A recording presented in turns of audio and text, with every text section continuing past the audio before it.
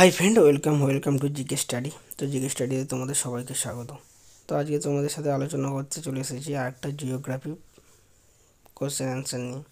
তো জিওগ্রাফি আমাদের যে প্র্যাকটিস সেট চলছিল, সেই প্র্যাকটিস সেটের এটা 4 নম্বর ক্লাস। তো চলো এই ক্লাস থেকে আমরা জিওগ্রাফির কোশ্চেন অ্যান্সারগুলো প্র্যাকটিস করে নিই।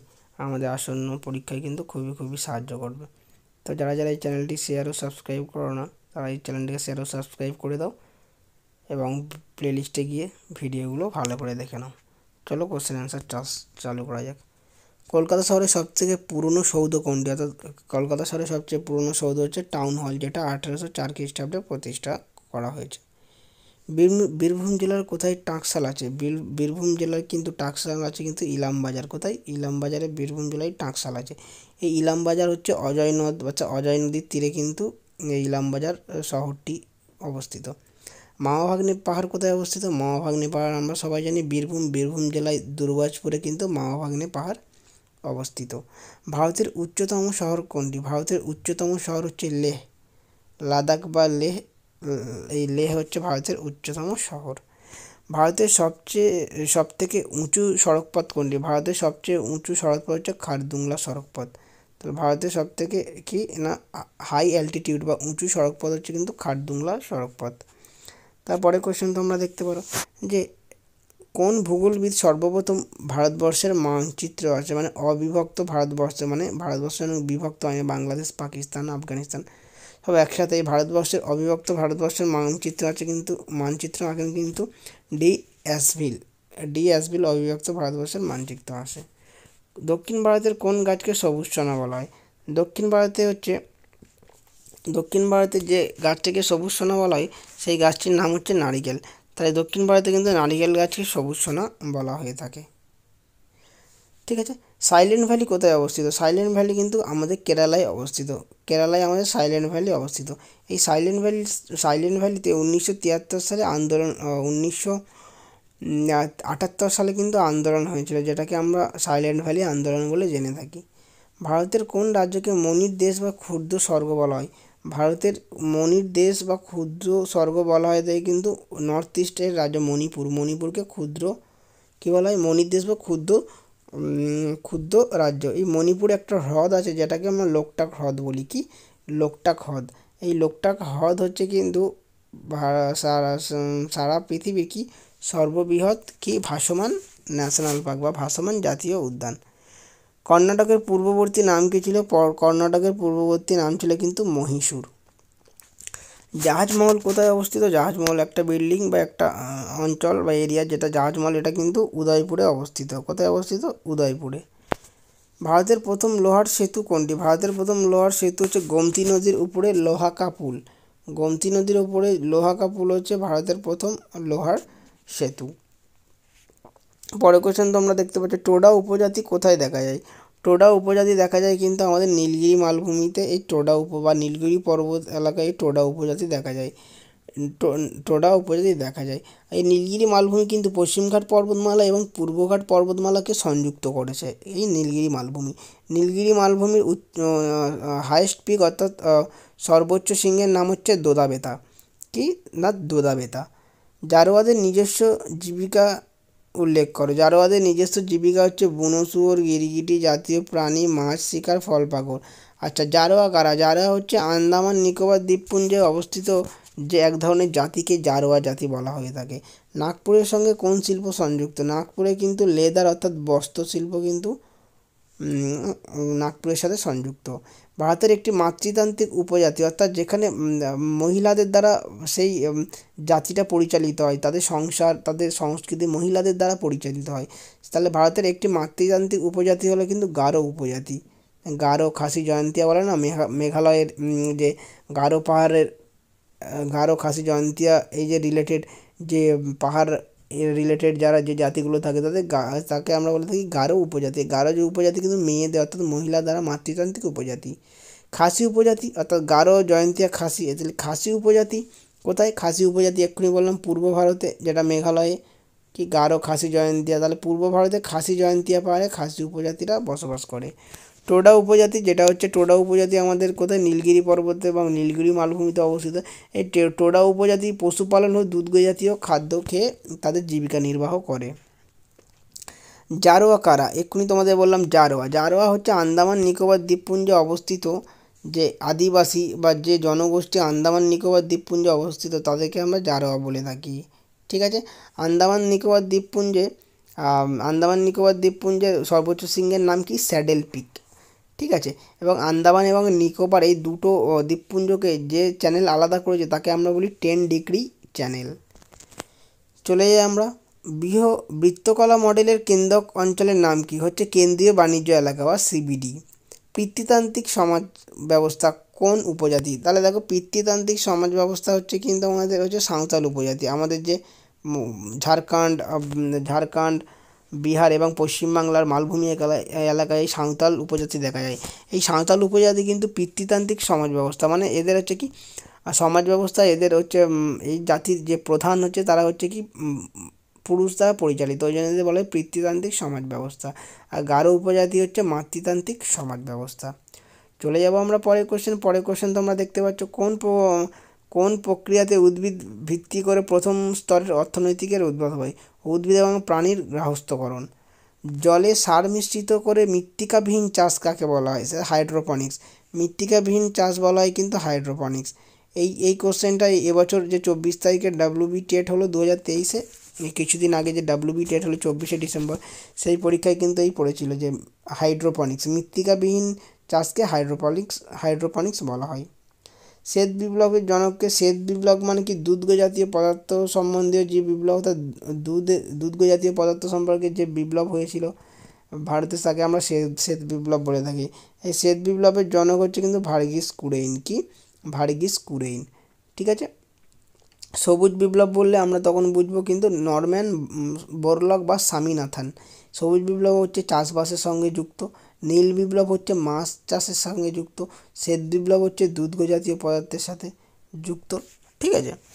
তারপরে কোশ্চেন আমরা দেখি, দাক্ষিণাত্যের রাজাদা কী নামে পরিচিত, দাক্ষিণাত্যের রাজাদা হচ্ছে কুম্বু নামে পরিচিত। কোন কৃষিজ ফসলের অপর নাম মারুয়া, দেখো মারুয়া হচ্ছে রাগি ফসলের অপর নাম হচ্ছে কি মারুয়া হচ্ছে কিন্তু রাগি ফসলের অপর নাম। পরের কোশ্চেন আমরা দেখি, জাতীয় বীজ নিগম অর্থাৎ এনএসসি স্থাপিত হয় কত সালে, এনএসসি স্থাপিত হয় কিন্তু 1963 সালে। জাতীয় বীজ নিগম এনএসসি স্থাপিত হয় 1963 সালে। হলুদ বিপ্লব কথাটি কিসের সম্পর্কে সংযুক্ত, এক্ষুনি বললাম হলুদ বিপ্লব হচ্ছে আমাদের তৈল বীজ সম্পর্কিত, নীল বিপ্লব হচ্ছে মাছ সম্বন্ধীয়, শ্বেত বিপ্লব হচ্ছে দুগ্ধ জাতীয় পদার্থের সম্বন্ধে এবং সবুজ বিপ্লব হচ্ছে আমাদের চাষ অর্থাৎ আমাদের গম জাতীয় চাষবাসের সাথে সংযুক্ত। নীল বিপ্লব এক্ষুনি তোমাদের বললাম, নীল বিপ্লব হচ্ছে মৎস্য জাতীয় উৎপাদনের সঙ্গে সংযুক্ত। রেটুন কি, রেটুন হচ্ছে প্রথমবার ফসল কাটার পর আখের চাষ যে চারা জন্মায়, প্রথম ফসল কাটার পরে যে চারা জন্মায় তাকে বলা হয় রেটুন বলা হয়। ঠিক আছে। তারপরে কোশ্চেনটা দেখো, কোন শিল্পকে শিল্প দানব বলা হয়, ভেরি ইম্পর্টেন্ট কোশ্চেন। শিল্প দানব বলা হয় কিন্তু পেট্রো রসায়ন শিল্পকে শিল্প দানব বলা হয়। তাহলে কোন শিল্পকে শিল্প দানব বলা হয়, পেট্রো রসায়ন শিল্পকে শিল্প দানব বলা হয়।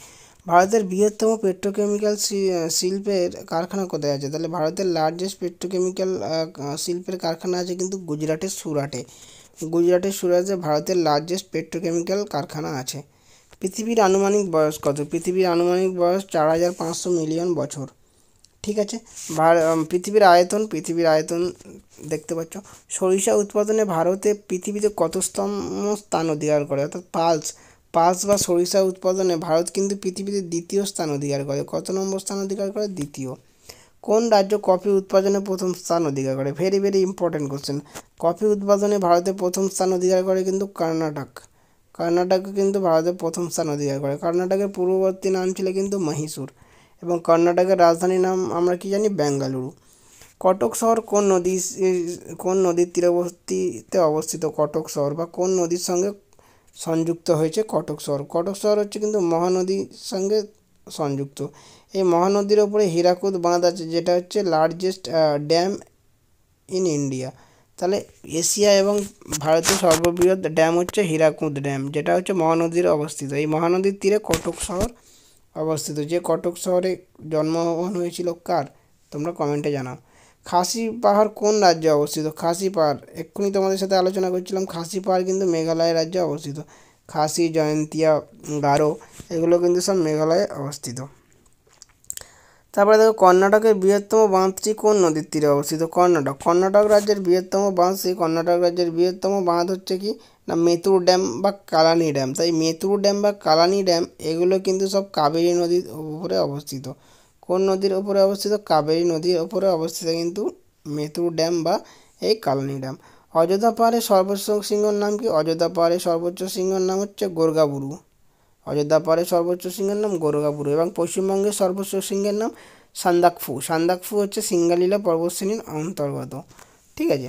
জলঢাকা নদীর উৎপত্তিস্থল কোথায়? পশ্চিমবঙ্গের জলঢাকা নদীর উৎপত্তিস্থল হচ্ছে ভুটানের বিদাং হ্রদ। ভুটানের বিদাং হ্রদ থেকে কিন্তু আমাদের জলঢাকা নদী উৎপত্তি হয়েছে। ভারতের বৃহত্তম নদীর নাম কি? ভারতের বৃহত্তম নদীর নাম হচ্ছে গঙ্গা। ভারতের লার্জেস্ট রিভার ইন ইন্ডিয়া হচ্ছে গঙ্গা, যার দৈর্ঘ্য হচ্ছে 2525 কিমি। কত? 2525 কিমি। পশ্চিমবঙ্গের কোন জেলার কোনো মহকুমালেস কোন জেলা? সেটা হবে কিন্তু আমাদের কলকাতা। কলকাতা হচ্ছে সবথেকে ছোটো জেলা এবং কলকাতা জেলার কোনো মহকুমা নেই।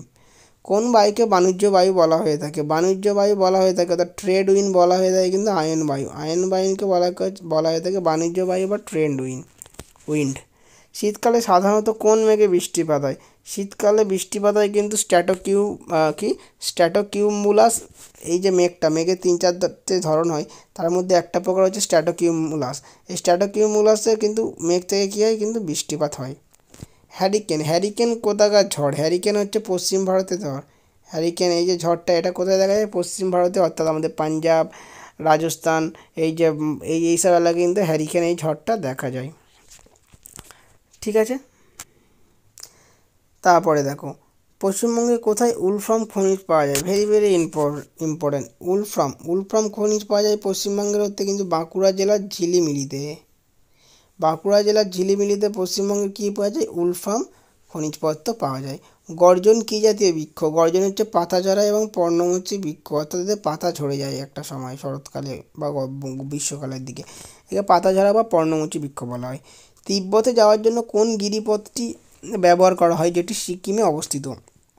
অর্থাৎ তিব্বতে যাওয়ার জন্য যে গিরিপথটি ইউজ করা হয়, যেটি সিকিমে অবস্থিত, সেটা হচ্ছে নাথুলা পাস বা নাথুলা গিরিপথ। এই নাথুলা গিরিপথ সিকিম এবং তিব্বতের মধ্যে সংযোগ স্থাপন করে।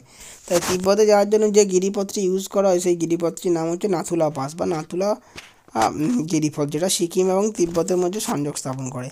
তুঙ্গাভদ্রা প্রকল্পটি কোন রাজ্যে অবস্থিত? তুঙ্গাভদ্রা হচ্ছে তুঙ্গাভদ্রা নদীতে অবস্থিত। এটা কিন্তু কর্ণাটকে অবস্থিত। কোথায়? কর্ণাটকে অবস্থিত। ক্রান্তীয় চিরহরিৎ অরণ্য কোন রাজ্যে নেই? হিমাচল প্রদেশে কিন্তু ক্রান্তীয় চিরহরিৎ বনভূমি নেই।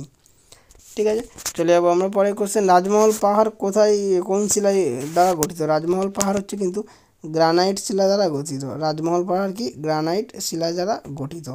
চলে যাবো পরের কোশ্চেন। ভারতের কোথায় সোনা ও হীরের খনি আছে? দেখো ভারতের সোনা এবং হীরের খনি আছে কোথায় না? ভারতের পান্না ও কোলার, যেটা কর্ণাটকে অবস্থিত। পান্না ও কোলারে কিন্তু হীরে সোনার খনি আছে। পান্না ও কোলারে কী আছে না? হীরে এবং সোনার খনি আছে। আমাদের যে কিছু দিন বা কয়েক বছর আগে আমাদের যে কেজিএফ বই বেরোলো, সিনেমা বেরোলো, ঠিক আছে, সেটা হচ্ছে কি না এই হচ্ছে সোনার খনি, যার পুরো নাম হচ্ছে কি কোলার গোল্ডফিল্ড, যেটা কর্ণাটকে অবস্থিত। তাহলে কেজিএফের পুরো নাম কি? কোলার গোল্ডফিল্ড। এটা কোথায় অবস্থিত? কর্ণাটকে। তাহলে সোনা হীরের খনি আছে কর্ণাটকে, যেটা পান্না ও কোলার। কলকাতা শহরের দ্রাঘিমা কত? কলকাতা শহরের দ্রাঘিমা হচ্ছে 88.5 ডিগ্রি পূর্ব। কলকাতা শহরের দ্রাঘিমা হচ্ছে 88.5 ডিগ্রি পূর্ব। আত্রাই বা আত্রেয় নদীর তীরে কোন শহর আছে? Very very important. আত্রাই বা আত্রেয় নদীর তীরে আছে কিন্তু আমাদের বালুরঘাট শহর। দক্ষিণ দিনাজপুরে বালুরঘাট শহর কিন্তু আত্রাই বা আত্রেয় নদীতে আছে। পশ্চিমবঙ্গে কোন জেলায় বিহারীনাথ পাহাড় আছে? তাহলে বিহারীনাথ পাহাড় আছে কিন্তু বাঁকুড়া জেলায়। ঠিক আছে। ল্যান্ড অফ হোয়াইট অর্কিড কাকে বলা হয়? ল্যান্ড অফ হোয়াইট অর্কিড বলা হয় কিন্তু কার্শিয়াংকে। কার্শিয়াংকে কিন্তু ল্যান্ড অফ হোয়াইট অর্কিড বলা হয়। দার্জিলিং জেলার যে কার্শিয়াংকে ল্যান্ড অফ হোয়াইট অর্কিড বলা হয়। পান্ডুয়ার আদিনা মসজিদ, এটা পশ্চিমবঙ্গের কোথায় অবস্থিত? পান্ডুয়ার আদিনা মসজিদ কিন্তু পশ্চিমবঙ্গের মালদায় অবস্থিত। কোথায়? মালদাতে অবস্থিত। পূর্বঘাট পর্বত কোন ধরনের পর্বত? পূর্বঘাট পর্বত হচ্ছে এক ধরনের ক্ষয়জাত পর্বত। কি? পূর্বঘাট পর্বত হচ্ছে এক ধরনের ক্ষয়জাত পর্বত। পূর্বঘাট পর্বতের অপর নাম কি? মলয়াদ্রি। এবং পশ্চিমঘাট পর্বতের অপর নাম হচ্ছে সহ্যাদ্রি। পশ্চিমঘাট পর্বতের সর্বোচ্চ শৃঙ্গের নাম হচ্ছে আনাইমুদি। এবং পশ্চিমঘাট পর্বত এবং পূর্বঘাট পর্বতকে সংযুক্ত করে হচ্ছে নীলগিরি পর্বত। আর এই নীলগিরি পর্বতের সর্বোচ্চ শৃঙ্গের নাম হচ্ছে দোদাবেতা। ঠিক আছে, এবার নীলগিরি পর্বতে একটি জাতি বসবাস করে, সেই যে জাতিটিকে আমরা জানলাম কিছুক্ষণ আগে, টোডা উপজাতি। ঠিক আছে। হুড্রু জলপ্রপাত কোন নদী থেকে সৃষ্টি হয়েছে? হুড্রু জলপ্রপাত কিন্তু সুবর্ণরেখা নদী থেকে সৃষ্টি হয়েছে। এই সুবর্ণরেখা নদী কোথায় দেখতে পাই আমরা কিন্তু আমাদের পাশের রাজ্য কোথায় না, উড়িষ্যাতে দেখতে পাই। তাহলে হুড্রু জলপ্রপাত কোথায় নয়? সুবর্ণরেখা নদীতে উৎপত্তি হয়েছে। রাজস্থানের মরুস্থলীতে চলন্ত বালিয়াড়িকে কি বলে? রাজস্থানের মরুভূমি অঞ্চলে বালির যে ছোট ছোট পাহাড়, এই যে চলন্ত ছোট ছোট বালির পাহাড় বা বালিয়াড়িকে বলে ধ্রিয়ান। কি বলা হয় তাকে? ধ্রিয়ান। নর্মদা নদী কোন পর্বত থেকে উৎপন্ন হয়েছে? নর্মদা নদী কিন্তু মহাকাল পর্বত থেকে উৎপন্ন হয়েছে। ঠিক আছে, নর্মদা নদী কোন পর্বত থেকে উৎপন্ন হয়েছে? মহাকাল পর্বত থেকে কিন্তু উৎপন্ন হয়েছে। সাতপুরা পর্বতের সর্বোচ্চ শৃঙ্গের নাম কি? সাতপুরা পর্বতের সর্বোচ্চ শৃঙ্গের নাম হচ্ছে ধূপগড়। সাতপুরা পর্বতের সর্বোচ্চ শৃঙ্গের নাম হচ্ছে ধূপগড়। ঠিক আছে। কোলেরু হ্রদ কোথায় অবস্থিত, বা কোন নদী দুটির মধ্যবর্তী স্থানে কোলেরু হ্রদ অবস্থিত? কৃষ্ণা এবং গোদাবরী নদীর মধ্যবর্তী স্থানে কিন্তু আমাদের কোলেরু হ্রদ অবস্থিত। Very very important.